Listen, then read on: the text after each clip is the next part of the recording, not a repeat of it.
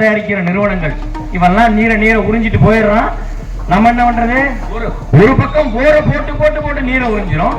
நீர் மேலாண்மை இல்ல, இவ்வளவு பிரச்சனை இருக்கு. இவன் என்ன பண்ணுவான், எதுக்குமே தீர்வு சொல்ல மாட்டான், காசை மட்டும் கொடுத்துக்கிட்டே இருப்பான். காசு இருந்தா இங்க வாழ முடியுமா? காசு இருந்தா மட்டும் இங்க வாழ்ந்து விட முடியுமா? நாம் எவ்வளவுதான் சம்பாதித்தாலும், நம் பையில் எவ்வளவு பணம் இருந்தாலும் அதற்கான செலவை இவன் ஏற்படுத்தி கொண்டே இருப்பான்.